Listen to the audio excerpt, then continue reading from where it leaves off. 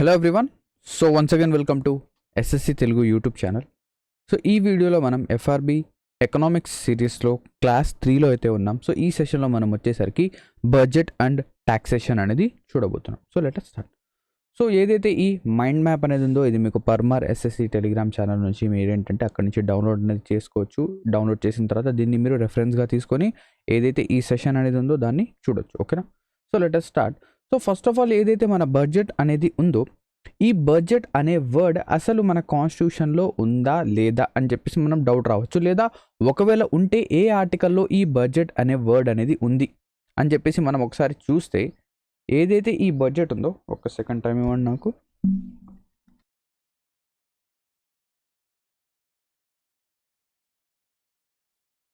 Right, okay. ఏదైతే ఈ budget అనే వర్డ్ ఉందో ఇది వచ్చేసరికి మనకు కాన్స్టిట్యూషన్లో ఎక్కడ కూడా మెన్షన్ అనేది చేయలేదు. మన కాన్స్టిట్యూషన్లో ఏం మెన్షన్ చేశారంటే యాన్యువల్ ఫైనాన్షియల్ స్టేట్మెంట్, ఫిజికల్ కాదు ఇది, annual financial statement. So annual financial statements AFS అనేది మెన్షన్ చేశారు ఆర్టికల్ 112లో. అసలు ఈ బడ్జెట్ అనేది ఏంటి? ఈ బడ్జెట్ అనేది ఏంటంటే ఏదైతే మన గవర్నమెంట్ అనేది ఉందో దీని యొక్క ఎక్స్పెండిచర్ కానివ్వండి, దీని యొక్క ఖర్చులు కానివ్వండి, దీని యొక్క ఆదాయం కానివ్వండి, ఈ మొత్తాన్ని చూపించడమే. ఓకేనా? ఒక అప్రాక్సిమేట్ అంటే ఇయర్ వైజ్, అంటే నెక్స్ట్ ఇయర్ మనకు ఇంత ఎక్స్పెండిచర్ అనేది ఉంది, నెక్స్ట్ ఇయర్ మనకి ఏంటంటే ట్యాక్సెస్లో ఇంత ట్యాక్సెస్ అనేవి మనకు కలెక్షన్లో వస్తాయి, అంటే ఇన్ని డబ్బులు వస్తాయి, మనకు ఇంత ఖర్చు అనేది ఉంది.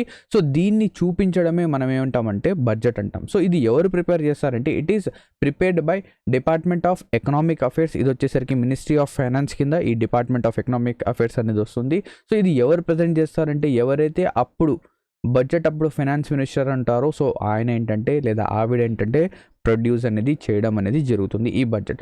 అండ్ ఎప్పుడైతే ఈ బడ్జెట్ అనేది ప్రిపేర్ అవుతూ ఉంటుందో సో అప్పుడు ఏం చేస్తారంటే ఎవరైతే ఈ బడ్జెట్ని ప్రిపేర్ చేస్తుంటారో వాళ్ళనందరినీ ఒక బిల్డింగ్లో బ్లాక్ అనేది చేసేస్తారు. సో వాళ్ళందరినీ ఏం చేస్తారంటే ఒక బిల్డింగ్లో ఏంటంటే వాళ్ళకి అక్కడ లాక్ అనేది చేయడం జరుగుతుంది. సో వాళ్ళకి కావాల్సిన సదుపాయాలు అంటే ఫుడ్ కానివ్వండి, బేదింగ్ కానివ్వండి, క్లోత్స్ కానివ్వండి, అన్నీ కూడా అక్కడే ఉంటాయి. ఎందుకంటే ఏదైతే అక్కడ జరిగే ఇన్ఫర్మేషన్ ఉందో, జరిగే అప్డేట్ అనేది ఉందో అదేంటంటే బయటికి రాకుండా ఉండడం కోసం వాళ్ళకేంటంటే ఆ ఏదైతే బిల్డింగ్ ఉందో అక్కడి నుంచి బయటికి ఇన్ఫర్మేషన్ వెళ్లకుండా ఉండడం కోసం ఏదైతే కమ్యూనికేషన్స్ ఉంటాయో అన్నీ కట్ చేస్తారు. ఎందుకు అలా చేస్తారు?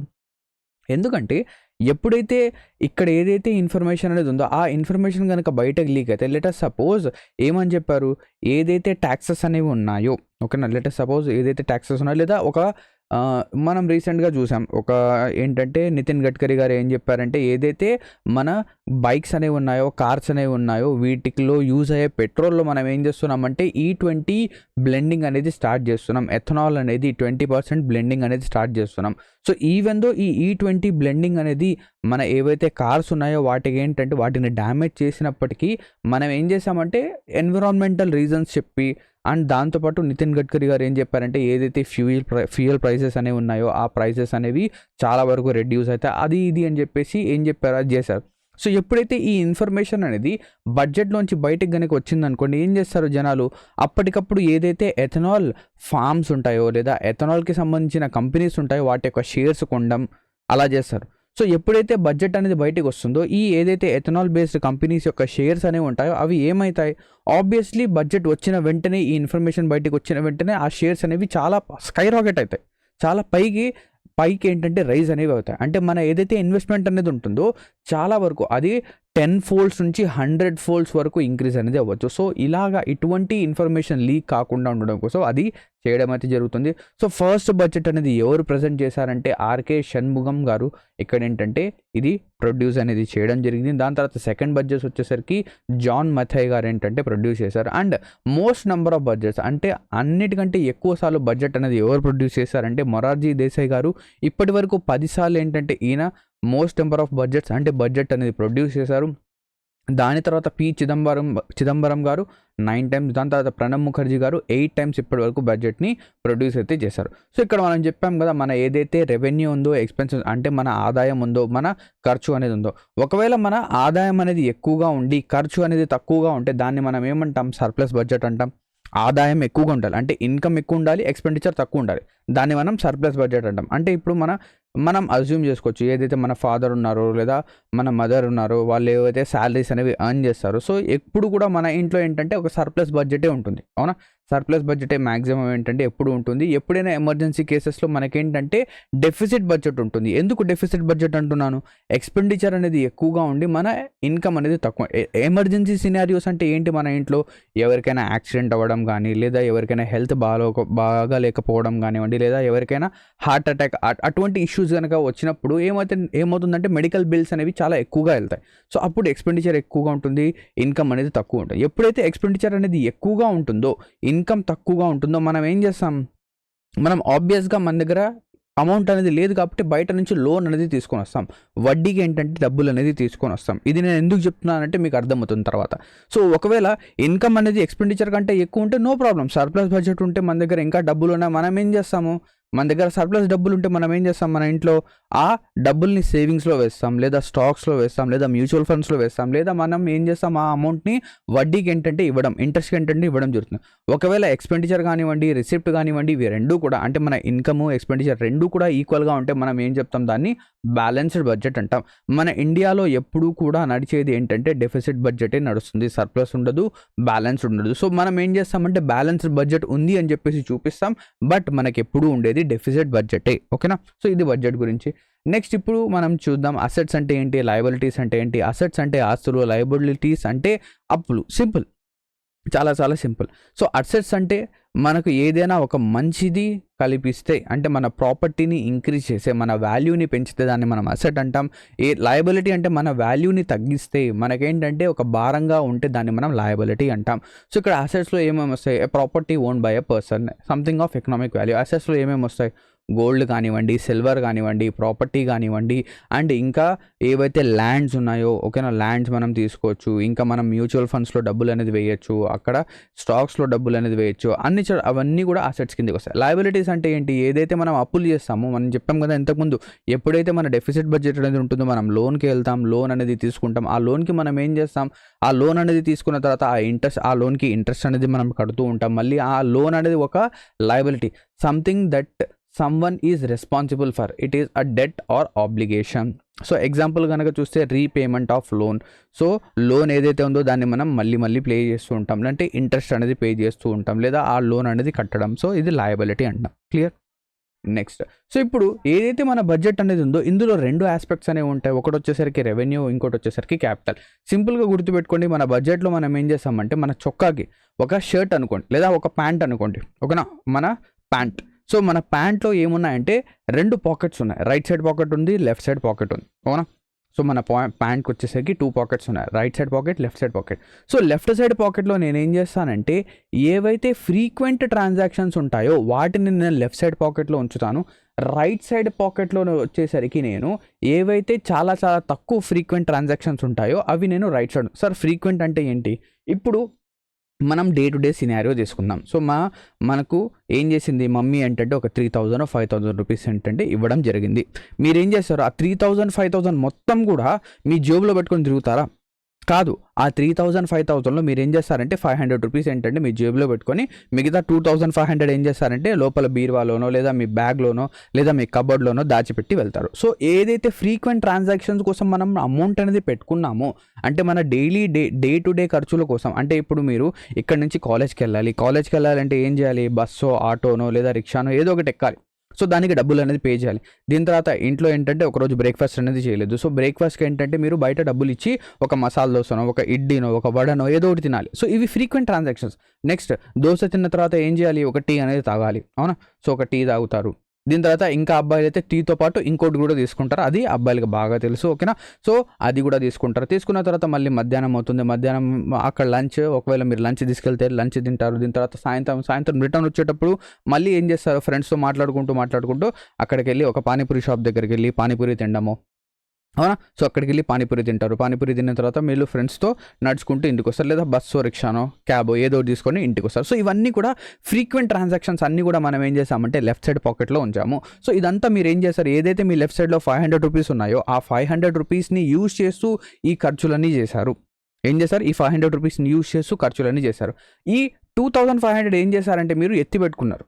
ఓకేనా, మీరు ఏం చేస్తారంటే ఎత్తి పెట్టుకోండి. లెట్ సపోజ్ అబ్బాయిలు ఎవరైనా ఉన్నారనుకోండి, వాళ్ళు ఏమనుకున్నారంటే ఈ ఏదైతే అమౌంట్ అనేది ఉందో ఈ అమౌంట్ అనేది నేను కూడబెడుతూ అంటే దీన్ని నేను మల్టిప్లై చేస్తూ దీన్ని నేను ఇంక్రీజ్ చేస్తూ ఒక PS4 లేదా PS5 కొనుక్కుందాము, లేదా ఈ 2500 4000 తీసుకొని ఒక బైక్ అనేది తీసుకుందాం, ఒక సైకిల్ అనేది తీసుకుందాం అలా అనుకుంటాం. ఇవన్నీ కూడా ఏదైతే మీరు PS4 తీసుకోవడమో PS5 తీసుకోవడమో లేదా ఒక బైక్ తీసుకోవడమో, అమ్మాయిలు అయితే నేను ఏం చేయాలి ఈసారి వచ్చేసరికి ఏదైతే ఫంక్షన్ వస్తుంది, దివాళీ వస్తుంది లేదా దసరా వస్తుంది, అప్పుడు నేను ఏంటంటే డ్రెస్ అనేది కొనుక్కోవాలి, ఒక 5000 10,000 డ్రెస్ అనేది కొనుక్కోవాలి, అవునా. అండ్ దాంతోపాటు అమ్మాయిలు కనుక ఉంటే నేను ఏంటంటే ఈసారి ఏదైతే అక్షయ తృతీయ ఉందో అప్పుడు వచ్చేసరికి నేను గోల్డ్ కొనుక్కోవాలి, కమ్మలు కొనుక్కోవాలి, లెటర్ సపోజ్ ముక్కు పొడుగు కొనుక్కోవాలి. సో ఇది అనుకుంటారు కదా. సో ఇవి లెస్ ఫ్రీక్వెంట్ ట్రాన్సాక్షన్. ఈ లెస్ ఫ్రీక్వెంట్ ట్రాన్సాక్షన్స్ అన్నీ కూడా మనం ఏంటంటే క్యాపిటల్ బడ్జెట్లో ఉంచుతాము. ఓకేనా, క్లియర్. నెక్స్ట్ ఏదైతే ఈ రెవెన్యూ ట్రాన్సాక్షన్స్ ఉన్నాయో వీటిని కూడా మనం 2 కేటగిరీస్గా డివైడ్ చేయొచ్చు, revenue receipt and revenue expenditure. Revenue receipt and revenue expenditure అంటే ఏంటి, మనం ఖర్చు చేసే. సో ఇంతకుముందు నేను చెప్పాను కదా, మీరు బస్కి ఛార్జెస్ ఇవ్వడము, మీరు దోశ తినడము, లేదా మీరు ఏదైతే టిఫిన్ అనేది ఉందో టిఫిన్ తిందాము, లేదా బయటకు వెళ్ళి పానీపూరి తిందాము, ఇవన్నీ కూడా రెవెన్యూ ఎక్స్పెండిచర్లో వస్తాయి.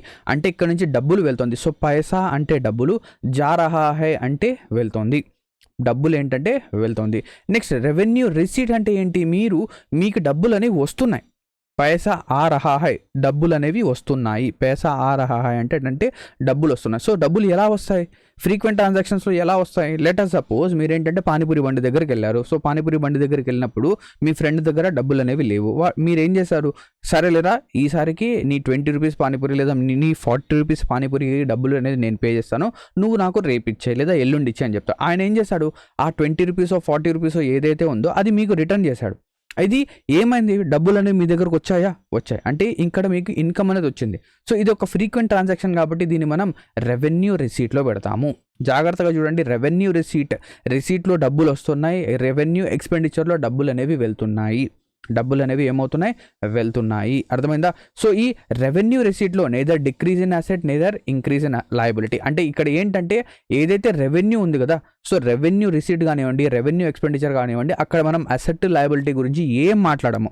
మనం ఏదైనా కానివ్వండి క్యాపిటల్లోనే అసెట్ లయబిలిటీ గురించి మాట్లాడతాం. ఎందుకు, నేనేం చెప్పాను, ఏదైతే లెస్ ఫ్రీక్వెంట్ ట్రాన్సాక్షన్స్ ఉన్నాయో అబ్బాయిలు కానివ్వండి అమ్మాయిలు ఎస్పెషల్గా కనుక చూసుకుంటే ఏదైతే గోల్డ్ కొండమో, సో గోల్డ్ అనేది ఏంటి ఒక అసెట్. ఇక్కడ మీకు అసెట్ అనేది పెరుగుతుంది, అసెట్ అనేది ఏమవుతుంది పెరుగుతుంది. సో అక్కడ మనకేంటంటే అసెట్ లయబిలిటీ గురించి వస్తుంది. సో ఇక్కడ అసెట్ లయబిలిటీ రాదు. అర్థమైందా. So revenue receipt, revenue expenditure. Revenue receipt అంటే మన దగ్గరకు వచ్చే డబ్బులు, రెవెన్యూ ఎక్స్పెండిచర్ అంటే మన దగ్గర నుంచి వెళ్ళే డబ్బులు. సో రిసీట్లో కనుక చూస్తే రెవెన్యూ రిసీట్లో మనకు 2 విధాలుగా రెవెన్యూ అనేది వస్తుంది. ఒకటి ట్యాక్స్ రెవెన్యూ, ఇంకోటి వచ్చేసరికి నాన్ ట్యాక్స్ రెవెన్యూ.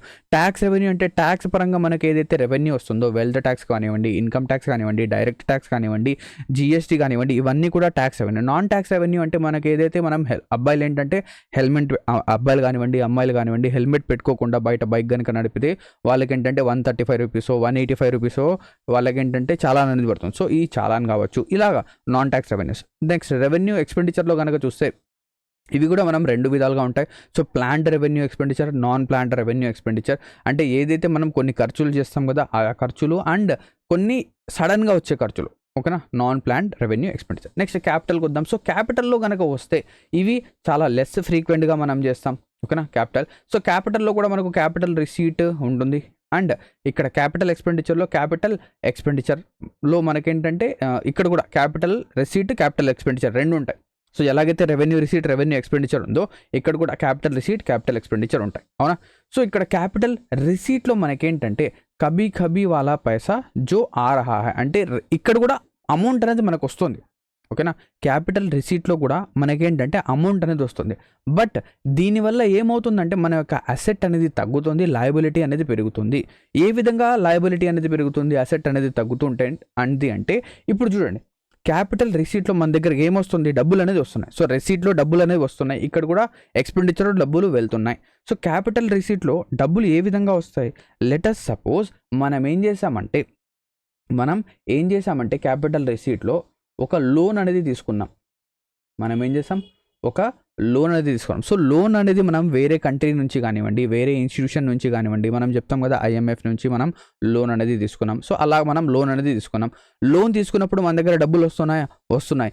కానీ కానీ ఎప్పుడైతే మనం డబ్బులు అనేవి తీసుకున్నామో తీసుకున్న వెంటనే ఏమవుతుంది, మన యొక్క లయబిలిటీ అనేది పెరుగుతుంది.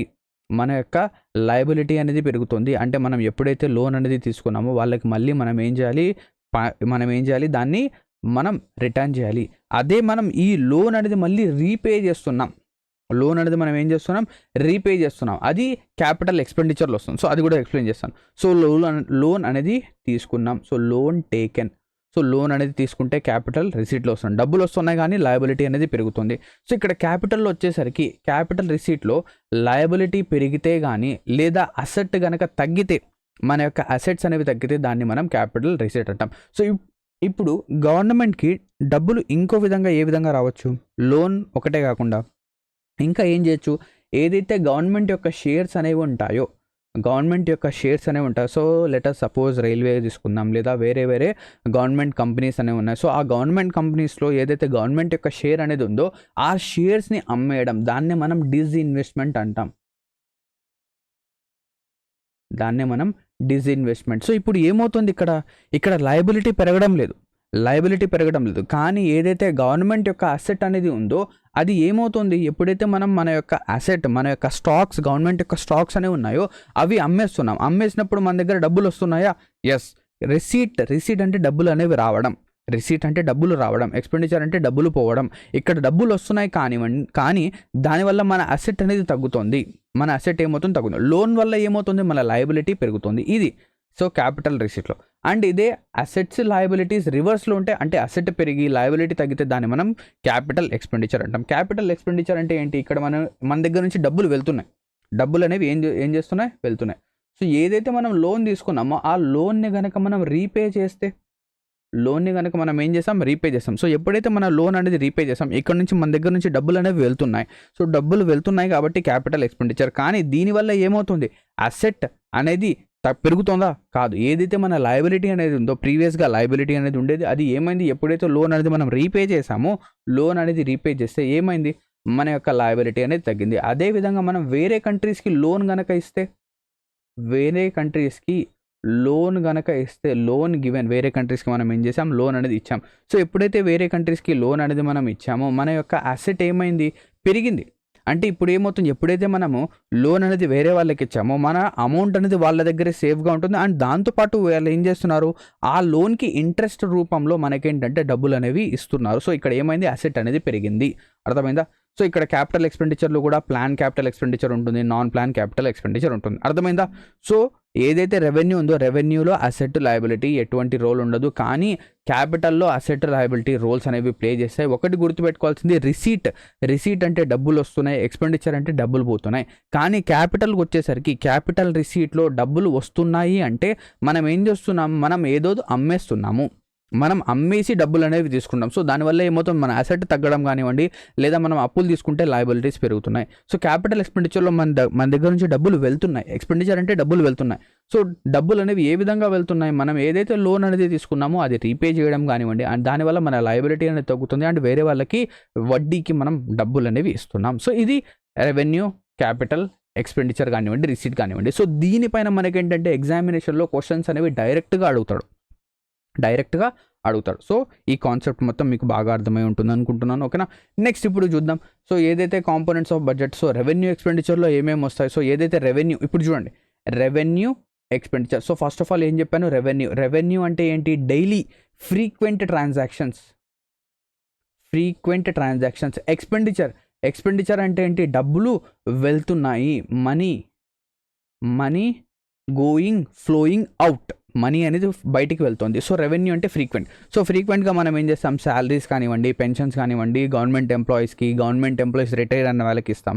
అండ్ అదేవిధంగా ఎవరైతే బిలో పావర్టీ లైన్ పీపుల్ ఉన్నారో వాళ్ళకి సబ్సిడీస్ కానివ్వండి, గ్రాంట్స్ కానివ్వండి అవి ఇస్తాం. అండ్ దాంతోపాటు ఏదైతే మనం డబ్బులు అనేవి వడ్డీకి తీసుకున్నామో దాని యొక్క ఇంట్రెస్ట్ పేమెంట్స్ అనేవి చేస్తాం. అండ్ ఇన్ఫ్రాస్ట్రక్చర్ ఏదైతే ఉందో దానికి మనం మెయింటెనెన్స్ అని చేస్తాం. ఓకేనా? Next capital expenditure. So capital అంటే ఏంటి, లెస్ ఫ్రీక్వెంట్. ఇది లెస్ ఫ్రీక్వెంట్. ఇక్కడ ఎక్స్పెండిచర్ అంటే మన దగ్గర మనీ ఏమవుతుంది, మనీ అనేది బయటికి వెళ్తుంది, మనీ గాన్. కానీ ఎప్పుడైతే మనం క్యాపిటల్లో మనకేంటంటే మనీ అనేది వెళ్తుంది అంటే మనం ఏం చేస్తున్నాం, మనం ఏం చేస్తున్నాం, మన ఏదైతే లోన్ అనేది రీపే చేస్తున్నాం, లోన్ రీపే చేస్తే లయబిలిటీ ఏమవుతుంది, లోన్ అనేది రీపే చేస్తే లయబిలిటీ అనేది తగ్గుతుంది. అండ్ అదేవిధంగా వేరే వాళ్ళకి లోన్ అనేది ఇస్తున్నాం, మన అసెట్స్ అనేవి పెరుగుతాయి. సో ఎగ్జాంపుల్స్లో కనుక చూస్తే ఇక్కడ మనం ఏం చేస్తాం, కన్స్ట్రక్షన్ ఆఫ్ ఎన్ ఇన్ఫ్రాస్ట్రక్చర్, ఒక ఇన్ఫ్రాస్ట్రక్చర్ అనేది కన్స్ట్రక్ట్ చేస్తాం, ఒక టోల్ రోడ్ అనేది కన్స్ట్రక్ట్ చేస్తాం. సో ఇక్కడ మనకేంటంటే డబ్బులు అనేవి ఖర్చు అయ్యాయి. ఈవెన్ దో మనకేంటంటే డబ్బులు ఖర్చు అయినప్పటికీ అక్కడ ఏమవుతుంది, అక్కడ నుంచి టోల్ కలెక్షన్ డబ్బులు ఏంటంటే మనకు వస్తూ ఉంటాయి. సో ఇది ఇక్కడ ఏమైంది, మన అసెట్ అనేది పెరిగింది. Next purchase of land and machinery కొనడం కోసం మనం ఏంటంటే డబ్బులు ఖర్చు పెట్టాం. ఈవెన్ దో మనం ల్యాండ్ మెషినరీ కోసం ఏంటంటే డబ్బులు ఖర్చు పెట్టినప్పటికీ మనకేమైంది, మన ఏదైతే లయబిలిటీ అనేది ఉందో, అంటే ల్యాండ్ అనేది కొన్న తర్వాత ఒకవేళ ల్యాండ్ అనేది కొనకుండా ఉంటే మనం ఏం చేయాలి, ల్యాండ్కి రెంట్ పే చేయాలి, మెషినరీ అనేది రెంట్కి తీసుకొని వస్తే రెంట్ అనేది పే చేయాలి. సో అది తగ్గింది కదా, లయబిలిటీ అనేది తగ్గింది. సో ఇన్వెస్ట్మెంట్ కానివ్వండి, లోన్ కానివ్వండి, రీపేమెంట్ ఆఫ్ లోన్ కానివ్వండి, ఇవన్నీ కూడా క్యాపిటల్ ఎక్స్పెండిచర్లో వస్తాయి. అర్థమైందా? నెక్స్ట్ దీని తర్వాత ఇప్పుడు డెఫిసిట్స్కి వద్దాం. డెఫిసిట్స్లో మనకి ఏంటంటే బడ్జెటరీ డెఫిసిట్ ఫస్ట్ ఉంటుంది, దీని తర్వాత రెవెన్యూ డెఫిసిట్, దీని తర్వాత రెవెన్యూ తర్వాత effective revenue deficit, physical deficit and primary deficit. So ఈ విధంగా 5 టైప్స్ ఆఫ్ డెఫిసిట్స్ అనేవి ఉంటాయి. సో బడ్జెటరీ డెఫిసిట్ అంటే ఏంటి, it is nothing but, budgetary deficit అంటే చాలా సింపుల్, ఏదైతే టోటల్ ఎక్స్పెండిచర్ ఉందో అందులోంచి టోటల్ రిసిట్ కనుక తీసేస్తే, టోటల్ ఎక్స్పెండిచర్లోంచి టోటల్ రిసీట్, ఓకేనా, మన ఏదైతే ఖర్చులు ఉన్నాయో ఆ ఖర్చుల్లోంచి మన ఆదాయం కనుక తీసేస్తే దాన్ని మనం బడ్జెటరీ డెఫిసిట్ అంటాం. సో ఇక్కడ మనం సర్ప్లస్ గురించి ఏం మాట్లాడడం లేదే, మీరు చెప్పారు కదా ఉంటే సర్ప్లస్ అనే ఉండొచ్చు, బ్యాలెన్స్డ్ అనే ఉండొచ్చు. నేను చెప్పాను కదా మనకు ఎప్పుడు ఇండియాలో డెఫిసిట్ బడ్జెటే ఉంటుంది, మనకు ఎక్స్పెండిచర్ ఎప్పుడు కూడా ఎక్కువగా ఉంటుంది రెవెన్యూ కంటే. సో సర్ప్లస్ బడ్జెట్ ఎప్పుడు లేదు కాబట్టి మనం డెఫిసిట్ గురించే మాట్లాడుకోవాలి. సో బడ్జెటరీ డెఫిసిట్ అంటే total expenditure minus total receipt. అదే రెవెన్యూ డెఫిసిట్ అంటే ఏంటి, ఏదైతే రెవెన్యూ ఎక్స్పెండిచర్ ఉందో, ఓకేనా, రెవెన్యూ ఎక్స్పెండిచర్ అంటే ఏంటి, ఫ్రీక్వెంట్గా జరిగే ఖర్చుల్లో నుంచి ఫ్రీక్వెంట్గా జరిగే రిసీట్స్ ఏవైతే ఉన్నాయో, ఫ్రీక్వెంట్గా మన దగ్గర డబ్బులు ఏదైతే వస్తున్నాయో దాన్ని తీసేస్తే మనం రెవెన్యూ డెఫిసిట్ అంటాం. అదే ఎఫెక్టివ్ రెవెన్యూ డెఫిసిట్స్ అంటే ఏంటి, ఎఫెక్టివ్ రెవెన్యూ డెఫిసిట్లో ఏదైతే ఈ రెవెన్యూ డెఫిసిట్ ఉంది కదా, ఇందులో నుంచి ఏవైతే సబ్సిడీస్ ఉన్నాయో, గ్రాంట్స్ అనేవి ఉన్నాయో అవి తీసేస్తే దాన్ని మనం ఎఫెక్టివ్ రెవెన్యూ డెఫిసిట్ అంటాం. అంటే ఇక్కడ చూడండి ఎందుకు ఇది మనం తీసేస్తున్నాం, రెవెన్యూ డెఫిసిట్ నుంచి grants given for development purpose, అంటే మనం ఏం చేస్తున్నాం, ఏవైతే గ్రాంట్స్ అనేవి ఇచ్చామో డబ్బులు అనేవి ఇస్తున్నాం. లెట్ సపోజ్ ఏవైతే నార్త్ ఈస్టర్న్ స్టేట్స్ ఉన్నాయో, మేఘాలయ కానివ్వండి, మిజోరం కానివ్వండి, అక్కడ మనం ఏం చేస్తున్నామంటే వాళ్ళకి ఒక 1000 crores అనేది వాళ్ళకి ఏంటంటే అలాట్ అనేది చేస్తున్నాం. ఎందుకోసం, ఇన్ఫ్రాస్ట్రక్చర్ బిల్డ్ చేయడం కోసం. సో ఎప్పుడైతే మనం ఇన్ఫ్రాస్ట్రక్చర్ అనేది బిల్డ్ చేసామో అక్కడ ఏమైంది, వాళ్ళ యొక్క డెవలప్మెంట్ అనేది ఇంప్రూవ్ అయింది. సో ఆ డెవలప్మెంట్ ఇంప్రూవ్ అయింది కాబట్టి ఇక్కడ మనకు బెనిఫిటే జరిగింది. సో దానివల్ల ఏం చేస్తాం, ఏదైతే రెవెన్యూ డెఫిసిట్ ఉందో ఆ రెవెన్యూ డెఫిసిట్ నుంచి ఏదైతే డెవలప్మెంట్ పర్పస్ కోసం మనం గ్రాంట్స్ అనేవి ఇచ్చామో అది తీసేస్తాం. దాన్నే మనం effective revenue deficit. Revenue deficit అంటే రెవెన్యూలో ఏదైతే కాంపోనెంట్స్ ఉంటాయో, 2 కాంపోనెంట్స్ ఏంటవి, రెవెన్యూ ఎక్స్పెండిచర్, రెవెన్యూ రిసీట్. ఈ రెవెన్యూ ఎక్స్పెండిచర్ నుంచి రెవెన్యూ రిసీట్ అనేది తీసేయండి. అదే ఎఫెక్టివ్ రెవెన్యూ రిసీట్ అడిగితే రెవెన్యూ డెఫిసిట్లోంచి, ఓకేనా, రెవెన్యూ డెఫిసిట్లోంచి మనం ఏం చేయాలి, grants given for development purpose తీసుకోవాలి. నెక్స్ట్ ఫిజికల్ డెఫిసిట్ అంటే it is an accurate measure of government deficit, government borrowing, ఓకేనా. సో గవర్నమెంట్ యొక్క డెఫిసిట్ కానివ్వండి, గవర్నమెంట్ యొక్క బారోయింగ్ కానివ్వండి, దాని యొక్క అక్యురేట్ మెజర్మెంట్ అనేది మనకి ఇక్కడ తెలుస్తుంది. సో ఎప్పుడైనా కూడా చూడండి, ఏదైతే మన బడ్జెటరీ డెఫిసిట్ ఉందో వాళ్ళు ఏం చేస్తారంటే మన total expenditure minus total receipt అనేది ఎప్పుడు కూడా జీరోగా చూపిస్తారు. ఎప్పుడు కూడా మన బడ్జెటరీ డెఫిసిట్ అనేది జీరోగా ఉంటుంది. ఎందుకు జీరోగా ఉంటుంది సార్, మీరు చెప్పారు కదా ఎక్స్పెండిచర్ అనేది ఎక్కువగా ఉంటుంది, రెవెన్యూ అనేది తక్కువగా ఉంటుంది అని చెప్పేసి. కానీ ఇక్కడ జీరో అనేది ఎప్పుడు వస్తుంది, ఎప్పుడైతే ఇవి రెండు ఈక్వల్గా ఉంటాయి అప్పుడు మనకు జీరో వస్తుంది. కానీ ఇక్కడ గవర్నమెంట్ ఏం చేస్తుందంటే ఎప్పుడైతే ఎక్స్పెండిచర్ ఎక్కువగా ఉండి రిసీట్ అనేది తక్కువగా ఉంటే ఈ రిసీట్ లోపల ఏం చేస్తుందంటే లోన్ని యాడ్ చేసి బయట నుంచి మనం ఏం చేస్తామంటే లోన్ని తీసుకొని వచ్చి ఈ రిసీట్లో యాడ్ చేసి ఈ బడ్జెటరీ డెఫిసిట్ని జీరో అనేది చేస్తాం. ఏదైతే ఈ లోన్ అనేది తీసుకున్నామో ఈ బడ్జెటరీ డెఫిసిట్లో మనకు తెలియదు, కానీ ఈ ఫిజికల్ డెఫిసిట్లో మనం ఎంత లోన్ అనేది తీసుకుంటున్నాం అని చెప్పేసి మనకి ఇక్కడ తెలుస్తుంది. అందుకోసమే మనం దీన్ని it is known as accurate measure of government deficit, government borrowing అంటాము. సో దీని యొక్క ఫిజికల్ డెఫిసిట్ యొక్క ఇది చూడండి ఫార్ములా, టోటల్ ఎక్స్పెండిచర్ ఏదైతే ఉందో అందులోంచి మనం ఏం చేస్తాం, టోటల్ రిసీట్స్ అనేవి తీసేస్తాం. సేమ్ ఇదే ఓకేనా, ఏదైతే బడ్జెటరీ డెఫిసిట్ ఉంది కదా, so total expenditure minus total receipts, and దానితో పాటు ఏవైతే లోన్స్ అనేవి ఉన్నాయో, గవర్నమెంట్ యొక్క బారోయింగ్స్ అనేవి ఉన్నాయో అవి మనం ఏం చేస్తాం, రిమూవ్ చేస్తాము. అప్పుడు మనకేంటంటే మన డెఫిసిట్ అనేది అర్థమవుతుంది. నెక్స్ట్ ప్రైమరీ డెఫిసిట్ కనుక చూస్తే, ఏదైతే ఫిజికల్ డెఫిసిట్ అనేది ఉందో అందులో నుంచి మళ్ళీ మనం ఏం చేస్తామంటే ఏవైతే ఇంట్రెస్ట్ పేమెంట్స్ ఉన్నాయో, వేరే వాళ్ళ దగ్గర మనం అప్పు తీసుకున్నాం, ఆ అప్పుకి మనం ఇంట్రెస్ట్ అనేది పే చేయాలి. సో దాన్ని మనం తీసేస్తే ప్రైమరీ డెఫిసిట్ అంటాము. Physical deficit and primary deficit రెండు కూడా ఇంపార్టెంట్. రెవెన్యూ డెఫిసిట్ అనేది కూడా మనకు చాలా చాలా ఇంపార్టెంట్. ఓకేనా, డైరెక్ట్గా ఫార్ములాస్ ఇచ్చి ఇది ఏ డెఫిసిట్ అని అడగచ్చు, లేదా ఈ డెఫిసిట్ యొక్క ఫార్ములా ఏంటి కూడా అడగచ్చు. క్లియర్. నెక్స్ట్ దీని తర్వాత ట్యాక్సేషన్ సిస్టమ్ చూస్తాం. నేను చెప్పాను కదా, ఇక్కడ ట్యాక్సెస్ అనేవి రెండు విధాలుగా ఉంటాయి. ఒకటి డైరెక్ట్ కావచ్చు, ఇంకోటి ఇండైరెక్ట్గా ట్యాక్సెస్ కావచ్చు. డైరెక్ట్ ట్యాక్స్ అంటే ఏంటి, directly payable to the government. అంటే ఇప్పుడు మీరేంటంటే ఒక జాబ్ అనేది చేస్తున్నారు, ఒక సాఫ్ట్వేర్ జాబ్ చేస్తున్నారు, లేదా ఒక గవర్నమెంట్ ఎంప్లాయీగా అయ్యారు. సో మీ యొక్క శాలరీ, సపోజ్ మీరేంటంటే ఒక గ్రూప్ బి ఆఫీసర్గా జాయిన్ అయ్యారు, మీ యొక్క శాలరీ అనేది పర్ మంత్ 70,000గా ఉంది. పర్ మంత్ మీ శాలరీ అంతా 70,000, 70,000. అదే 1 ఇయర్కి ఏమవుతుంది, 12 7s are 84, అంటే 8.4 lakhs. 8.4 lakhs. అండ్ మన యొక్క గవర్నమెంట్లో ట్యాక్సెస్ ప్రకారంగా 5 lakhs వరకు ఎటువంటి ట్యాక్స్ అనేది లేదు. అంటే మీ ఇన్కమ్ అనేది 5 lakhs లోపల కనుక ఉంటే మీరు ఎటువంటి ట్యాక్స్ అనేది పే చేయాల్సిన అవసరం లేదు. కానీ 5 lakhs కంటే ఎక్కువగా ఉంటే మీరు ఏం చేయాలి, ట్యాక్స్ పే చేయాలి. సో ఎప్పుడైతే మీరు సంవత్సరానికి 8.4 లక్షలు సంపాదిస్తున్నారో మీరు ఏం చేయాలి, ఆబ్వియస్లీ మీరు కొంత ట్యాక్స్ అనేది పే చేయాలి. సో ఇది మీరు ఏం చేయాలి, డైరెక్ట్గా ఇన్కమ్ ట్యాక్స్ డిపార్ట్మెంట్ యొక్క అఫీషియల్ వెబ్సైట్ ఏదైతే ఉందో అక్కడ లాగిన్ అయ్యి మీరేంటంటే మీ యొక్క ట్యాక్స్ డీటెయిల్స్ని ఫిల్ చేయాలి. ఇది ఏంటంటే ఇది మీరు మాత్రమే పే చేయాలి, మీరు వేరే వాళ్ళకి ఫార్వర్డ్ చేయడానికి ఉండదు. అంటే నా ట్యాక్స్ అనేది మా మమ్మీ కడుతుంది, లేదా మా మావయ్య కడతాడులే అని చెప్పేసి అలా ఫార్వర్డ్ చేయడానికి ఉండదు, మీరే పే చేయాలి. So it cannot be pass to someone else. And it is a progressive tax. Progressive tax అంటే ఏంటి, మీరు ఎంత ఎక్కువైతే సంపాదిస్తూ ఉంటారో అంతే ఎక్కువగా మీకు ఏంటంటే ట్యాక్స్ అనేది వస్తుంది. సో 8.4 లక్షలు సంపాదిస్తున్నారు, లెట్ సపోజ్ ఒక 5% 7% ట్యాక్స్ ఉంటుంది. అలా కాకుండా 30 లక్షలు సంపాదిస్తే ఒక 15% 20% ఉంటుంది. అలా కాకుండా 50 లక్షలు, 1 కోటి రూపాయలు సంపాదిస్తే 30% ట్యాక్స్ అనేది ఉంటుంది. సో ఇలాగ మనకేంటంటే మన ట్యాక్స్ స్లాబ్స్ అనేవి ఉంటాయి. ఎంత ఎక్కువగా అయితే మీరు సంపాదిస్తూ వెళ్తారో మీ యొక్క ట్యాక్స్ రేట్ అనేది కూడా ఇంక్రీజ్ అనేది అవుతూ ఉంటుంది. అర్థమైందా? క్లియర్. సో ఈ డైరెక్ట్ ట్యాక్స్లో ఏమేమి వస్తాయంటే ఇన్కమ్ ట్యాక్స్ కానివ్వండి, వెల్త్ ట్యాక్స్ కానివ్వండి, గిఫ్ట్ ట్యాక్స్ కానివ్వండి, capital gains tax. So capital gains tax అంటే ఏంటి, మీరు ఏం చేశారంటే మీ ఫాదర్ ఏం చేశారంటే మీరు చిన్నప్పుడు ఉన్నప్పుడు ఒక 40 lakhs పెట్టి ఒక ప్రాపర్టీ కొన్నారు, ఒక హౌస్ అనేది కొన్నారు. ఆ 40 lakhs పెట్టిన ప్రాపర్టీ ఇప్పుడు వచ్చేసరికి 1 crore అయింది. ఎంత అయింది, 1 crore. సో మీరు చిన్నప్పుడు ఉన్నప్పుడు 40 lakhs పెట్టి కొన్నారు, ఇప్పుడు వచ్చేసరికి 1 crore అయింది.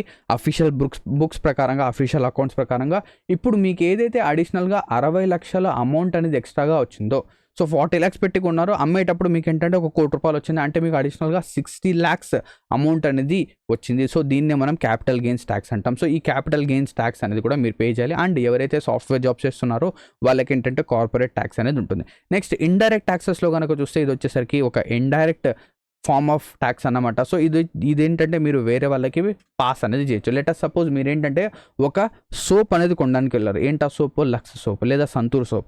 సో ఆ లక్స్ సోప్ కానివ్వండి, సంతూర్ సోప్ కానివ్వండి, వాళ్ళు ఎవరైతే ఈ Lux soap, Santoor soap produce చేస్తూ ఉంటారో వాళ్ళకేంటంటే జిఎస్టీ అనేది వాళ్ళు, ఓకేనా, జిఎస్టీ అనేది వాళ్ళు పే చేయాలి. సో వాళ్ళు ఏం చేస్తారంటే ఏదైతే ఈ జిఎస్టీ అనేది ఉందో, let us suppose Lux soap వచ్చేసరికి 30 రూపీస్, అవునా. సో ఈ 30 రూపీస్కి గాను జిఎస్టీ వచ్చేసరికి 1 రూపీ వస్తుంది. సో ఏమవుతుందంటే ఏదైతే ఈ 30 రూపీస్ సోప్ ఉందో, సో 30 + 1 చేసి దీని యొక్క ఎంఆర్పి ఏం చేస్తాడంటే 31 చేస్తాడు. అంటే ఏదైతే ఈ జిఎస్టీ ఆ లక్స్ కంపెనీ లేదా సంతూర్ కంపెనీ ఓనర్ ఉన్నాడో వాడు పే చేయాల్సిన జిఎస్టీ వచ్చేసరికి మన పైన ఫోర్స్ చేస్తున్నాడు. ఏం చేస్తాడు, ఇంక్లూడింగ్ జిఎస్టీ 30 + 1 31. ఇలాగా ఏదైతే ఇటువంటి ఫార్మ్ ఆఫ్ ట్యాక్స్ ఉందో దీన్నే మనం ఇండైరెక్ట్ ట్యాక్స్ అంటాం. ఇది వేరే వాళ్ళపైన మనం ఫార్మ్ చేయొచ్చు. And it is a regressive tax లేదా దీన్ని మనం ప్రపోర్షనల్ ట్యాక్స్ అంటాం. ఇది అందరికీ ఒకే విధంగా ఉంటుంది.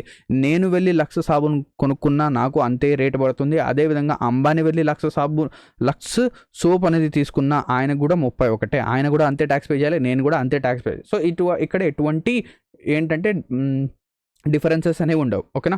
నెక్స్ట్ ఇండైరెక్ట్ ట్యాక్సెస్లో ఎగ్జాంపుల్స్ కనుక చూస్తే జిఎస్టీ అనేది వస్తుంది. దీని తర్వాత ఎక్సైజ్ డ్యూటీ, కస్టమ్స్ డ్యూటీ. ప్రీవియస్గా ఏంటంటే మనకు వ్యాట్ అనేది ఉండేది, అది తీసేసారు. ప్రీవియస్గా మనకు చాలా ఇండైరెక్ట్ ట్యాక్సెస్ ఉన్నాయి, అవన్నీ తీసేసి ఇప్పుడు ఓన్లీ జిఎస్టీ మాత్రమే పెట్టడం జరిగింది. ఓకేనా. నెక్స్ట్ ఇప్పుడు మనం జిఎస్టీ గురించి కనుక చూస్తే, so GST was implemented by 101 constitutional amendment.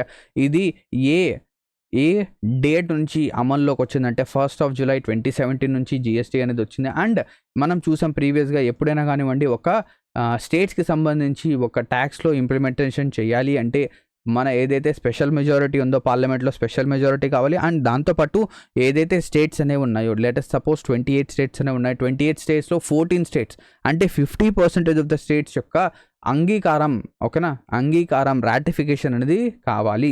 So ఆ కేటగిరీలో మనకేంటంటే జిఎస్టీ అనేది వస్తుంది. సో స్పెషల్ మెజారిటీతో పాస్ అయింది. అండ్ దాంతోపాటు స్టేట్స్లో ఫస్ట్ స్టేట్ ఏ స్టేట్ అనేది జిఎస్టీకి అంగీకారం తెలిపింది అంటే అస్సాం స్టేట్ అనేది అంగీకారం అనేది తెలిపింది.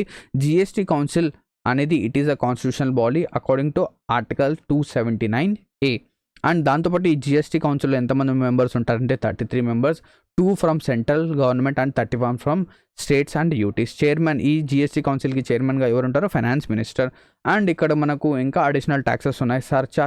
సర్చార్జ్ అంటే ఏంటి? ట్యాక్స్ పైన ట్యాక్స్. ఏంటి? ట్యాక్స్ పైన ట్యాక్స్ అంటే ఎవరైతే ఎక్కువగా డబ్బులు సంపాదిస్తారో, కోట్లలో డబ్బులు సంపాదిస్తారో వాళ్ళకేంటంటే ఏదైతే ట్యాక్స్, లెటర్ సపోజ్ ఒక పర్సన్ 2 కోట్లు సంపాదిస్తాడు, ఈ 2 కోట్లకు గాను ఆయనకేంటంటే ఒక 20 lakhs ట్యాక్స్ అనేది పడింది. 20 లక్షలు సపోజ్ చెప్తున్నాను నేను, ఓకేనా. సో 20 lakhs ట్యాక్స్ పడింది.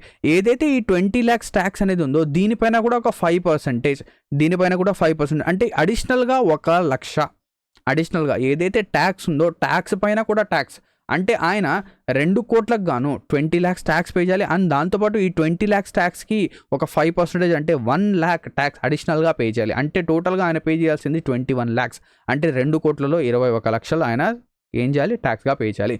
సో ట్యాక్స్ ఆన్ ట్యాక్స్ని మనం ఏమంటామంటే సర్చార్జ్ అంటాం. అండ్ సెస్ అనేది ఏంటంటే ఒక డెఫినేటివ్ పర్పస్ కోసం ఒక ట్యాక్స్ కలెక్షన్ కనుక చేసే దాన్ని మనం ఏమంటాం? సెస్ అంటాం.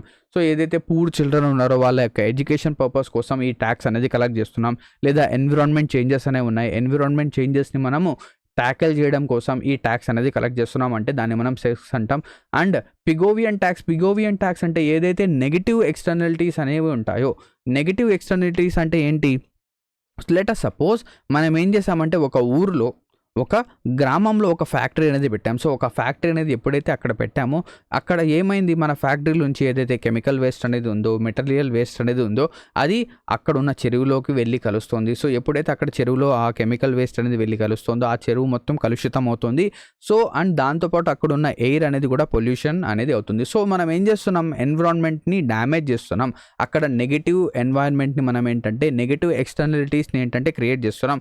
ఆ నెగిటివ్ ఎక్స్టర్నలిటీస్ని కాంపన్సేట్ చేయడం కోసం మనం ఏం చేయాలంటే అడిషనల్గా ట్యాక్స్ అనేది పే చేయాలి. దీన్నే మనం పిగోవియన్ ట్యాక్స్ అంటాం, ఓకేనా.